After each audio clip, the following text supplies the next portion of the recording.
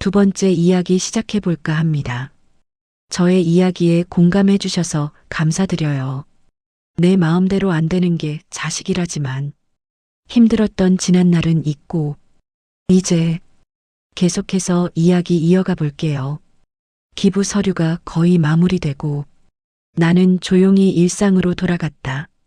낡은 원룸이었지만 누구 눈치 볼 필요 없는 공간이라는 점에서 이상하리만큼 마음이 편안했다.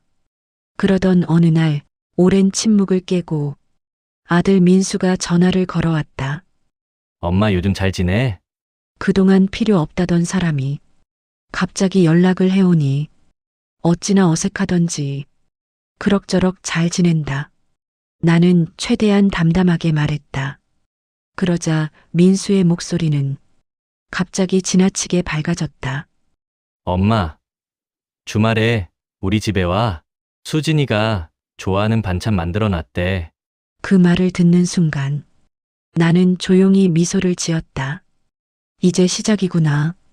내가 기부 절차를 밟는다는 사실을 그들이 알게 된 것이 분명했다. 주말 아들 집에 들어서는 순간 나는 나도 모르게 멈칫했다. 평소라면 집안은 허둥지둥 설거지거리도 쌓여 있었을 텐데 오늘은 상다리가 휘어질 만큼 차려진 식탁, 반짝거리는 바닥, 최대한 밝은 표정을 지은 며느리 수진이 있었다. 어머니 오셨어요? 제가 오늘 잡채랑 불고기 다 했어요. 그녀의 목소리, 그녀의 말투, 너무 부드러워서 오히려 낯설었다. 할인이는 제품으로 달려오며 말했다. 할머니, 많이 보고 싶었어. 왜 이렇게 늦게 왔어? 그 아이의 따뜻한 품을 안으며 잠시 눈이 시큰거렸다. 하지만 수진이 아이를 살짝 떼어내며 말했다. 할인아, 할머니 힘들어. 잠깐만 인사하고 가자. 아이가 실망한 얼굴을 하는데도 수진의 관심은 오로지 나에게 있었다. 아니, 정확히는 몰랐던 내 재산에 대해 관심이 있었는지도 모른다. 식탁에 앉자마자 수진은 마치 아무렇지 않은 듯 슬쩍 말을 꺼냈다. 어머니, 요즘 뭘 그렇게 바쁘게 다니세요? 나는 밥숟가락을 천천히 들며 답했다. 그냥 정리할 게 있어서 하는 일 없이 바쁘네. 그 말에 수진의 눈빛이 번쩍했다. 아들은 숟가락을 내려놓으며 말했다. 엄마, 그러지 말고 뭐든 우리한테 상의해. 그 말은 우리에게 알려라가 아니라 우리 몫을 챙기게 해라로 들렸다.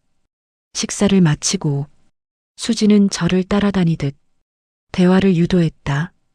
어머니, 요즘 어디 사세요? 원룸 하나 구했어. 어머, 원룸이요? 어머니가 좁아서 힘드실 텐데. 거기서 지내시기는 괜찮으세요? 추운데 힘드시겠어요. 그녀의 말은 도움이 아니라 탐색이었다. 괜찮다. 따뜻해. 그러자 그녀는 부드러운 미소를 지으며 손등을 잡았다. 어머니, 이제 저희가 잘할게요. 예전엔 우리가 너무 몰랐어요. 맑게 고인 눈동자까지 연출했다. 참으로 능숙했고 가증스러웠다. 하지만 나는 이미 알고 있었다. 며칠 전 아들 방에서 들려온 대화를 몰래 들어버렸었다. 어머니 재산 꽤 있다며? 기부하려 한다던데? 진짜 그럼 우리 완전 손해잖아. 그러니까 마음 돌릴 방법을 찾자. 그 말을 듣고 나는 더 이상 상처받지 않았다. 그저 씁쓸한 미소만 나왔을 뿐이다. 그날 밤 할인이가 내 옷자락을 잡으며 말했다. 할머니 오늘 우리 집에서 자고 가. 수진이 그 말을 듣자마자 황급히 달려와 말했다. 할인아, 할머니 바쁘시잖아. 나는 아이의 손을 잡고 말했다. 할머니는 언제든 괜찮아. 그러자 수진의 표정에서 잠깐, 아주 잠깐 짜증이 번졌다. 그러더니 곧 바로 부드러운 말투로 바꾸었다. 어머니, 그냥 너무 피곤하실까 봐요. 나는 조용히 고개를 끄덕였다. 그래. 걱정해줘서 고맙다. 수지는 미소를 지었지만 미세하게 떨리는 눈빛은 숨기지 못했다. 그녀는 알고 있었다. 이미 내가 기부라는 큰 결정을 했다는 걸.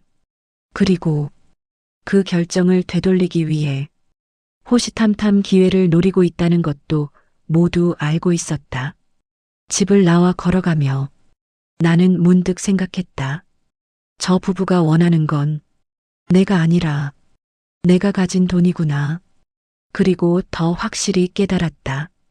내가 지금 이들이 보여주는 과한 다정함에 흔들리면 내 인생은 다시 지옥으로 돌아갈 거라는 걸.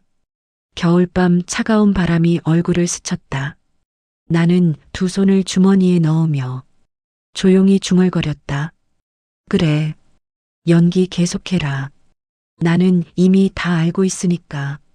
그리고 그 순간 나는 마음 깊은 곳에서 단단한 각오가 생기는 것을 느꼈다. 이제 흔들리지 말고 내가 계획한 대로 살아가겠노라. 말이다. 아들 집을 나와 돌아가는 길, 겨울바람이 귓가를 찢을 듯 매서웠다. 하지만 내 마음은 그 어떤 찬바람보다도 차가웠다. 이제는 속고 속이는 연극이 시작되는구나. 나는 아들 내외의 행동을 하나하나 머릿속에서 정리하기 시작했다. 그들이 왜 갑자기 나에게 잘하려 하는지, 무엇을 노리고 있는지 너무나 선명했다.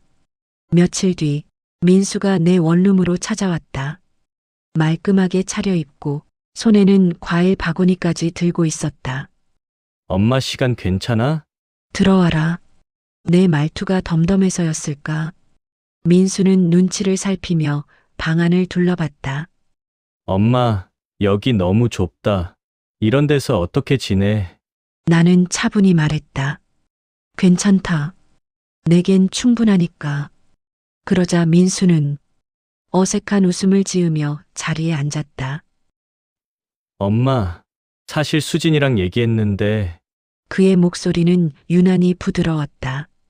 하지만 그 속에 담긴 속셈은 너무나 뻔하게 보였다. 엄마, 재산 정리하신다면서? 드디어 본론이 나왔다. 나는 일부러 눈을 피하며 말았다. 누가 그러디? 민수는 곧장 말을 이어갔다. 엄마 돈 우리가 같이 상의하면 안 돼? 그 말 속엔 내가 결정권을 갖겠다는 뻔뻔한 의도가 숨겨져 있었다. 나는 한참 동안 말없이 그를 바라봤다. 그리고 속으로 생각했다. 그래, 여기서부터는 내가 주도하는 게임이다.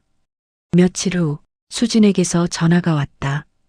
어머니 이번 주말에 가같이 식사 어때요? 표면적으로는 밝은 목소리였지만 그 안엔 무언가를 알아내겠다는 불순한 강박이 서려 있었다. 저녁 식사 자리, 수지는 건배를 하듯 잔을 들고 말했다. 어머니가 힘들게 모은 돈인데 저희가 잘 관리해드리고 싶어요. 나는 포크를 내려놓으며 고개를 갸웃했다. 관리? 누가 부탁이나 했니? 그러자 수진의 얼굴이 일순 굳었다. 그러다 이내 억지 웃음을 만들어냈다.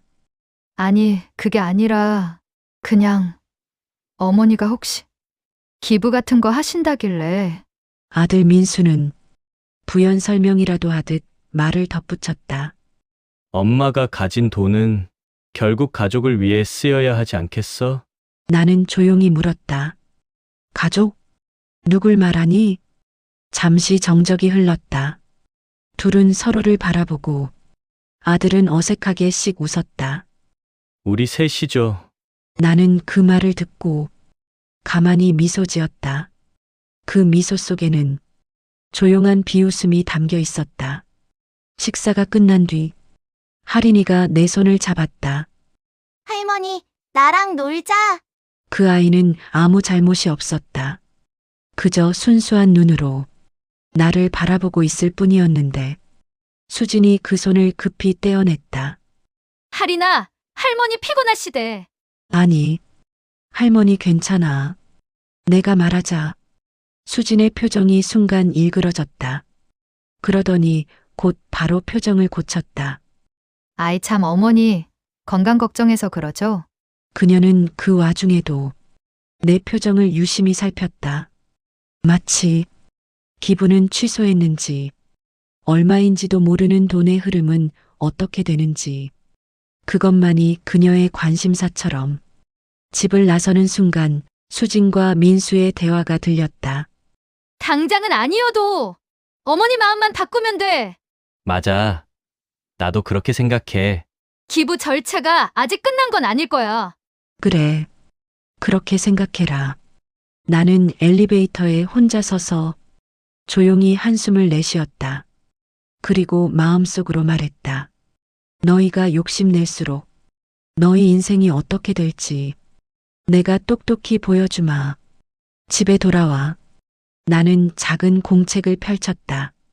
며느리가 했던 말들, 아들이 보여준 행동들, 그들이 내게 내뱉었던 냉혹한 말들. 나는 하나하나 날짜와 함께 적기 시작했다. 필요 없어요. 우리끼리 살고 싶어요. 어머니 집 좀 비워주세요. 돈은 우리가 관리할게요. 기부는 하지 마세요. 글자로 옮기는 동안 오히려 마음이 더 단단해졌다. 이 기록들은 곧 있을 대반전의 기반이 될 것이었다. 그리고 나는 조용히 책상 위에 놓인 도장을 바라보았다. 서류, 증거, 기록. 이제 퍼즐이 거의 완성됐다. 밖에서는 겨울밤 바람이 세차게 휘날리고 있었다. 나는 커튼을 살며시 젖히며 창밖의 어둠을 바라보며 중얼거렸다. 슬슬 막을 올릴 때가 되었지. 그리고 방 안의 전등을 껐다. 어둠 속에서 내 눈빛은 고요하지만 차갑게 타오르고 있었다. 며칠 후였다. 나는 변호사로부터 최종 확인 전화를 받았다. 정미숙님, 기부금 서류는 내일자로 완전히 마무리됩니다. 드디어 내 인생의 마지막 페이지를 내 의지대로 쓰는 순간이 다가오고 있었다. 그러나 이 소식이 어떻게 전해졌는지 모르겠지만 그날 저녁 아들 민수가 갑자기 전화를 걸어왔다. 목소리는 지나치게 밝았고 어색한 억지 웃음이 묻어 있었다. 엄마, 오늘 집에 좀 올래? 수진이가 전부터 엄마 좋아하는 갈비찜 해놨대. 갈비찜. 5년 동안 살면서 단 한 번도 본 적 없는 음식이었다. 나는 조용히 말했다. 그래, 그럼 잠깐 들를게. 전화를 끊으며 나는 깊게 숨을 들이마셨다. 이제 본색을 제대로 드러낼 테지. 집에 들어서자마자 수지는 격하게 반겼다. 어머니, 어서 오세요. 그 과한 톤, 과장된 표정, 어제까지 나를 등 떠밀며 내쫓던 사람이 이렇게까지 갑자기 다정해질 이유가 뭐가 있을까? 여러분도 저와 같은 생각하실 거라 생각해요. 바로 얼마인지도 모르는 그 재산 때문이겠죠. 할인이는 순수하게 품속으로 달려왔다. 할머니, 할인이 보고 싶어서 또 왔구나. 나는 아이를 꼭 안았다. 그 아이만이 이 집에서 진심을 가진 유일한 존재였다. 수지는 애써 부드럽게 말했다. 할인아, 할머니 힘들어. 잠깐만 안기고 인사하자. 그녀의 시선은 계속 나의 표정을 훔쳐보고 있었다. 식탁에 앉자 수지는 숟가락도 들기 전에 말을 꺼냈다. 어머니, 요즘 무슨 정리하신다면서요? 본론이 아주 빨리 나왔다. 뭘 들었니? 내가 묻자 수지는 순간 당황했지만 곧 다시 밝은 표정을 지었다. 그냥 이것저것 재산 정리? 혹시라도 어머니 혼자 힘들게 고민하시고 결정하실까 봐요. 혹시라도가 아니라 절대로 혼자 결정 못하게가 진짜 속마음일 것이다. 나는 천천히 물었다. 왜 혼자 결정하면 안 되니? 민수가 잔을 내려놓으며 말했다. 엄마, 돈 문제는 가족끼리 상의해야지. 가족? 나는 아주 조용히 웃었다. 그리고 되물었다. 필요 없으니 나가달라더니 이제는 가족이니 상의하자고. 순간 공기가 얼어붙었다. 수진의 눈빛이 흔들렸다. 그땐 상황이 그랬고요. 나는 고개를 끄덕였다. 그래. 상황은 언제든 변하지. 그리고 속으로 말했다. 요즘 너희 상황은 욕심이 생겼다는 거겠지. 식사가 끝나고 나는 조금 일찍 일어나려 했다. 그때였다. 수진이 나를 부엌으로 불러 세웠다. 표정은 친절했지만 입모양은 욕망으로 일그러져 있었다. 어머니, 사실 궁금한 게 하나 있는데요. 물어봐라. 혹시 기부 같은 거 정말 하시는 건 아니죠? 나는 숨도 섞이지 않은 목소리로 말했다. 왜 그렇게 걱정이 되는 건데? 그녀는 순간적으로 솔직해졌다. 그 돈이 있으면 어머니가 사랑하시는 우리 할인이 미래에도 쓰고 집 대출도 갚고 우리 생활이 좀 나아질 테니까요. 할인이라는 단어를 이용해 자기 욕심을 포장하는 것. 수진이 자주 쓰던 방식이었다. 나는 물었다. 그 돈이 너희 삶을 나아지게 해야 한다고 생각하니? 수진은 당연하다는 듯 말했다. 네, 가족끼리는 그래야죠. 그 말에 내 입꼬리가 아주 작게 올라갔다. 그래, 가족끼리는 그래야 하는 거니? 수진은 확신한 듯 고개를 끄덕였다. 그럼요. 어머니 돈은 결국 우리 모두의 돈이잖아요. 그 순간 내 안에 있는 어떤 버튼이 딸깍하고 켜지는 듯했다. 내가 조용히 말했다. 나는 그렇게 생각하지 않는다. 수진의 얼굴이 굳었다. 나는 천천히 자리에서 일어섰다. 민수야. 아들이 놀란 표정으로 나를 바라보았다. 너희가 나한테 했던 말 기억하니? 어떤 말? 필요 없으니 집에서 나가달라던 말. 둘의 표정이 동시에 굳었다. 나는 조용히 말했다. 이제 그 말, 내가 그대로 너희에게 돌려주겠다. 그리고 덧붙였다. 오늘 이 집에서 내가 마지막으로 밥 먹는 날이다. 아들과 며느리는 당황한 눈빛으로 나를 바라보았다. 어머니, 그게 무슨 말씀이세요? 기부든 정리든 내가 알아서 할 테니까 너희는 더 이상 관여하지 마라. 그 말이 떨어지는 순간 수진의 입술이 파르르 떨렸다. 민수는 말을 잇지 못했다. 나는 마지막으로 말했다. 너희가 열어놓은 문은 너희가 닫아야 한다. 그리고 뒤돌아 문을 나섰다. 집 밖의 겨울 공기가 퍼렇게 차가웠다. 하지만 내 마음은 더없이 단단했다.